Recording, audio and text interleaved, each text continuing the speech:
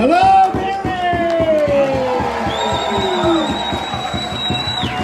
Hello, Canada! Listen, I don't know how many people are here, but I think we're approaching 500 people, maybe more. And listen, I am very happy to be here today. Very impressed with everyone that I've seen. We are living in a time right now where our governments have completely capitulated, completely sat down. They don't even believe in vitamin D anymore. It's a real vitamin, it's not fake news, and it is helpful in preventing respiratory infections. We've known this for decades. So we're living right now with a government that frankly has done nothing other than sort of sit back, pray for better days, and turn on the money spigots. We have not seen anything at all that would indicate any proactivity with COVID. Listen, there are, nasty things out there. We may get even nastier things as time goes on. That means we have to quickly mobilize. We have to look, are there any vitamins? Are there any drugs that already exist that could be repurposed? Maybe like ivermectin or things like this, right? So we need to move quickly because to shut down a society is not an answer to a sickness. It's not an answer. Now, if we had an awful disease where people were just falling over in the streets, that would obviously disrupt the economy. But to proactively shut the economy down for no benefit whatsoever is suicide. And we're seeing more and more evidence come out. I just read a compendium of 52 different studies that have looked at lockdowns, blanket lockdowns around the world, and there's no... Yeah. Oh, not me? Okay, yeah. There's no evidence to suggest that these blanket lockdowns are helping anybody, and the costs of them are huge. Huge. Thank you. Thank you. The cost, the impacts of these lockdowns are way disproportionate to any potential benefit that we're seeing. We are seeing suicides, mental health, drug addiction through the roof. We're seeing businesses destroyed that will never open again. And we're seeing a government that is laying on more and more and more debt. Okay? We're over $1 trillion in debt for the first time ever in Canada. And we're seeing them lay on tens of millions, billions of dollars in additional. They want to do an economic stimulus to get the country open again. Let me give the Liberal government a piece of advice. If you want the economy to be stimulated, open it up. Open it up. Right? People are at home, not allowed to go into businesses by law. And you think that the key to restarting the economy is $100 billion plus stimulus? This is crazy. This is about implementing their new agenda on Canadians. This is about some kind of a socialist takeover of Canada. And I'm not going to let it happen on my watch.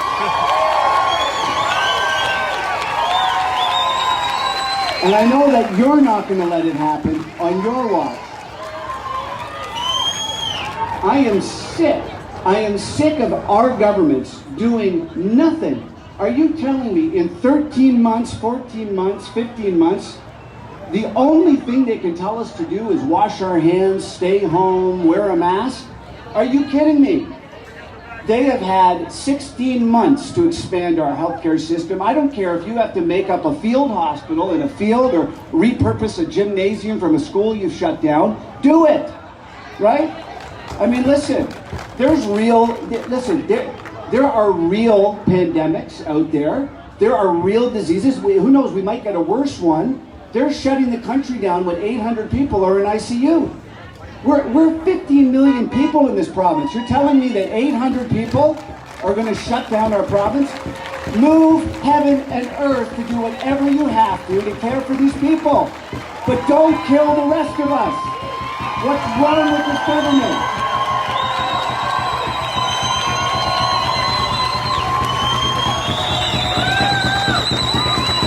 You've had 15 months to change things. I don't care what you have to do. Give an RPN elevated privileges for a few months. Bring some retirees back in. I don't care what you do, but do it.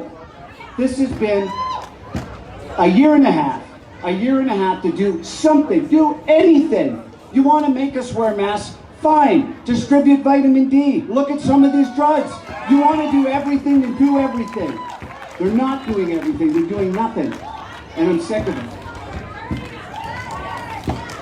I am confident that by doing what we're doing today, listen, one of the things that we can do as Canadians is to peacefully protest. I want to thank everybody today for being on your best behavior. There's no reason to break heads or vandalize.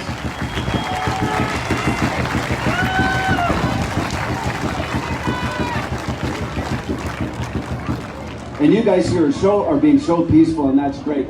We reserve the right to peacefully protest.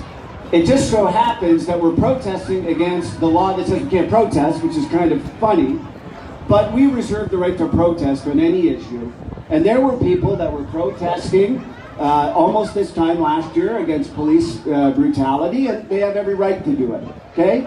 But it's not fair that, you know, for some protests, the Premier and others say, oh yeah, it's great, it's great to do that. And then when other people are protesting the very measures that the government is implementing, somehow that's awful, okay? We have the right to do this. The Charter of Rights and Freedoms says that we have the right to do this. And these lockdown measures that they're doing are overbroad. They're against the Charter. And I'm confident that once we get some of these things to the courts, we're going to see some wins. Until then, absolutely.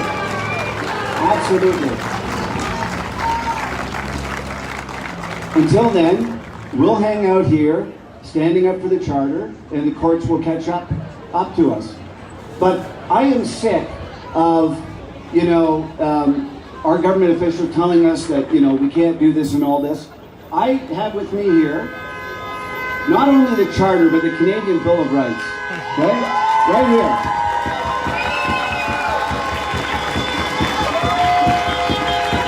As a parliamentarian, I can get the House of Commons to print these things. If I want a flag, I can get a flag. If I want the Charter, I can get the Charter. If I want the Bill of Rights, I can get the Bill of Rights. You want one too? Well, you know what? I actually have an extra one, but it's not for everybody because I don't have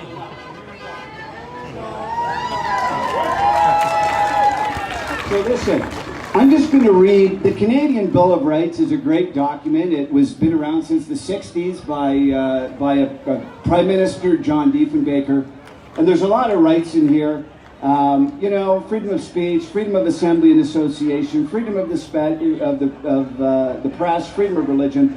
But you know what I didn't actually notice till today, I've seen the law before, but I didn't realize John Diefenbaker signed off with like kind of a quote or something from him. And I'm just going to read you this quote that's on the document right here. And it says, after listing all these rights and saying that every law of Canada shall, unless it is expressly declared by an act of the Parliament of Canada, that it shall operate notwithstanding the Bill of Rights, be so construed and applied as not to abrogate, abridge, or infringe, or to authorize the abrogation, abridgment, or infringement of any of the rights or freedoms herein recognized and declared. Now, at the end of this is what John Diefenbaker says. He says, I am a Canadian, a free Canadian, free to speak without fear, free to worship God in my own way, free to stand for what I think right, free to oppose what I believe wrong, free to choose those who shall govern my country. This heritage of freedom I pledge to uphold for myself and all mankind.